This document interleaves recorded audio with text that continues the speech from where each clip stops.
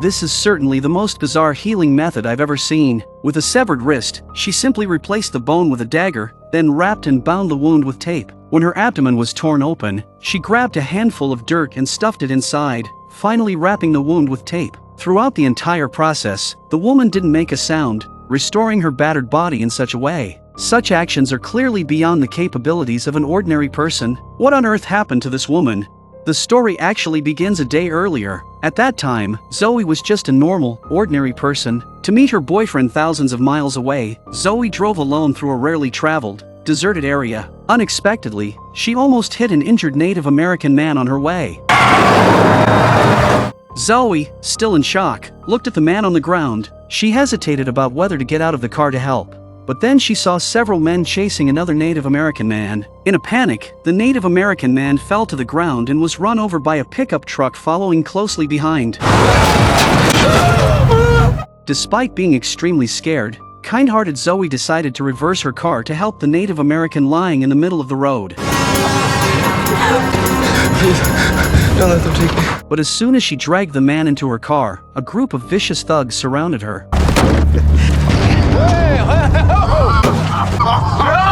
Stay a while. Ain't no finders keep. Witnessing a murder, they're not gonna let Zoe go. The murderous West even pulled out a sharp knife and brutally killed the man in the car right in front of her. Zoe, terrified, managed to push one of the thugs away and found an opportunity to escape. But the thugs didn't rush to chase Zoe. One of the men calmly pulled out a pistol, and the leader Trey took the gun and shot Zoe in the thigh. Just like that, Zoe fell into the hands of the thugs. They took Zoe to a room and tied her up with barbed wire, subjecting her to inhuman torture for 2.5 hours. Afterward, Trey opened the refrigerator and told Zoe that the skulls inside were all Native Americans. It turns out Trey's family and the Native Americans were bitter enemies, having been at war for hundreds of years. Even the former chief of the Native Americans died at the hands of Trey's grandfather, and their feud continues to this day. After saying this, Trey began discussing with his companions how to dispose of Zoe. Meanwhile, Zoe, who had fallen into a coma, vaguely saw flashes of her life with her boyfriend Dane and suddenly opened her eyes. Thinking of her boyfriend waiting for her, she couldn't give up just like that. Zoe, enduring severe pain and risking being cut by the barbed wire, managed to break free from her restraints. But just as she was leaving the house, she met West coming out of the house, and West saw her. Fear forced Zoe to run for her life, but her efforts were in vain due to her severe injuries. In the end, Zoe could not escape her fate of death. The next day, an elderly Native American man named Gray Wolf, out walking his dog, discovered Zoe's buried body. He hurriedly dug her out from the sand. He then gave her water from his flask, but sadly, Zoe had already stopped breathing. Nevertheless, Gray Wolf took Zoe's body back with him. As dusk fell, Gray Wolf cleaned the blood from Zoe's body, crushed some herbs, applied them to her wounds, and then bandaged her up with gauze. With everything ready, Gray Wolf chanted softly while dancing a strange dance around Zoe. Unbelievably, under Gray Wolf's ministrations, Zoe's cold body showed signs of life. But suddenly, Zoe's body began to levitate, shocking Gray Wolf as something seemed to go wrong. It appeared that the spirit of the slain tribal chief had also attached itself to Zoe.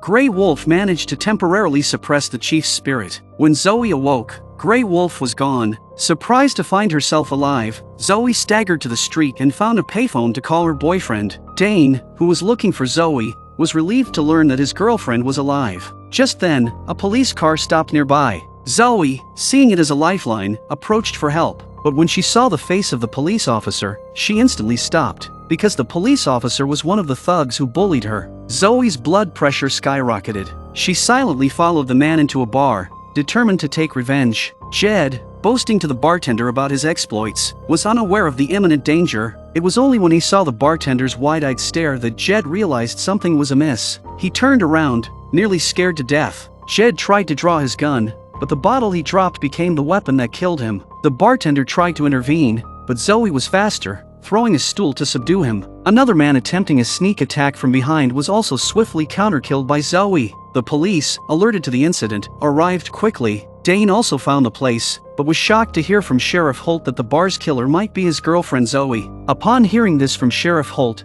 Dane was in disbelief. Meanwhile, the gang of thugs arrived to confirm that the dead man was their accomplice, boiling with rage. But as they were about to leave, Dane stopped them. Unaware that these men were his girlfriend's killers, he showed them a photo, asking if they had seen his girlfriend. Recognizing the familiar face, the scared thugs just wanted to leave quickly, but Dane mentioned that his girlfriend had just called him and could be nearby. West was especially stunned, thinking it impossible for him to have failed. But when they returned to the scene at daylight, they found Zoe's body gone, sending them into a panic. For safety, they decided to leave the area immediately. Little did they know, Zoe was fully prepared and had begun her path of revenge. She was determined not to let any of them escape. One of the thugs, Creed, had just packed up to flee when he discovered his car tires had been sabotaged with arrows. Sensing danger, he hurriedly tried to call his companions, but before he could get through, he saw Zoe standing nearby, aiming an arrow at him. It was too late to run. Zoe shot an arrow directly into Creed's thigh with deadly accuracy.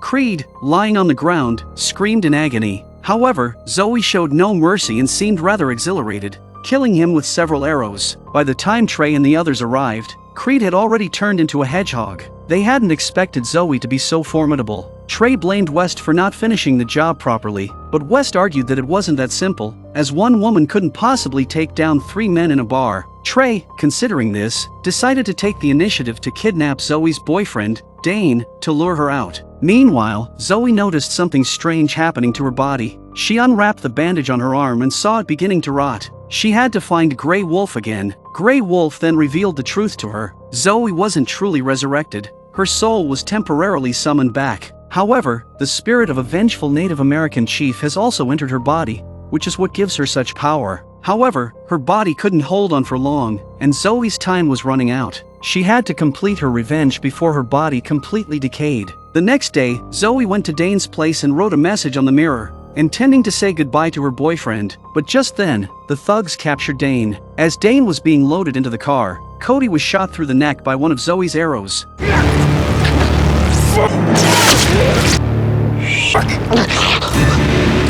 Seeing Zoe prepare another arrow, Trey sped away in panic, but Zoe soon caught up, jumping onto the vehicle and engaging in a fierce fight with West on top. But West was no match for the seemingly immortal Zoe and was quickly overpowered. Seeing Zoe closing in through the rearview mirror, Trey slammed on the brakes, throwing Zoe off. Then, he drove over her with the car, but they weren't happy for long before they realized that Zoe was back on her feet. This situation clearly exceeded the thugs' understanding, and they hurriedly drove away from the scene. However, after the intense battle, Zoe's body had become severely damaged. She used a dagger to fix her severed wrist and filled her abdominal wound with sand, but her damaged bow and arrows were no longer usable. Just then, a thunderbolt appeared in the sky, and the chief's soul suddenly broke out of his body. With a powerful punch to the ground, a dagger and an axe rose from the earth. Armed with these artifacts, Zoe's combat power skyrocketed. Meanwhile, the thugs were not idle. They called for reinforcements and prepared a multitude of powerful weapons. But before the fight could begin, Cody, pierced in the neck by an arrow, tried to escape by car. West quickly handed an AK-47 to Trey, fearing Cody going to the hospital would expose them. But before Trey could fire, Zoe,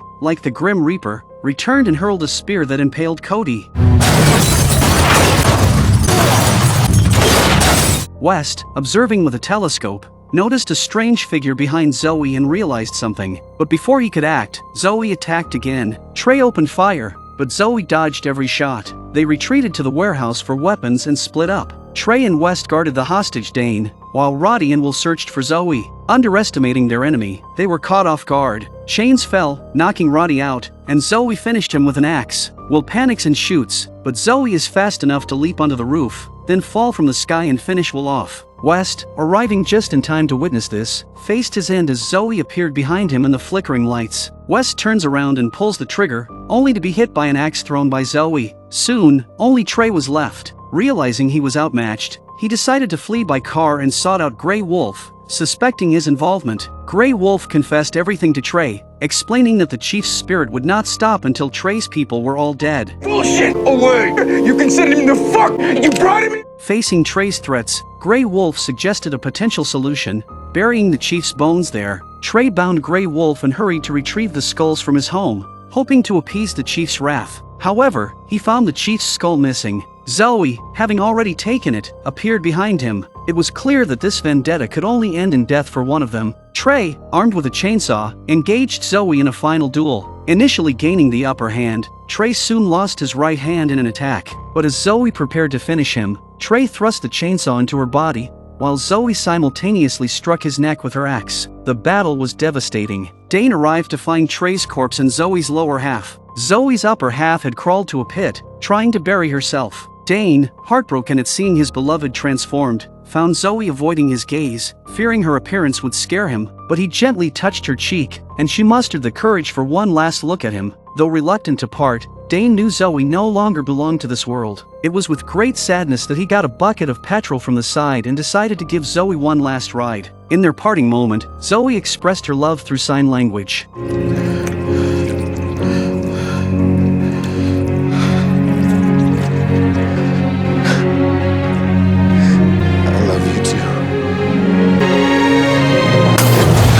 As the fire consumed Zoe, the two souls within her ascended, fulfilling their destinies and finding eternal rest.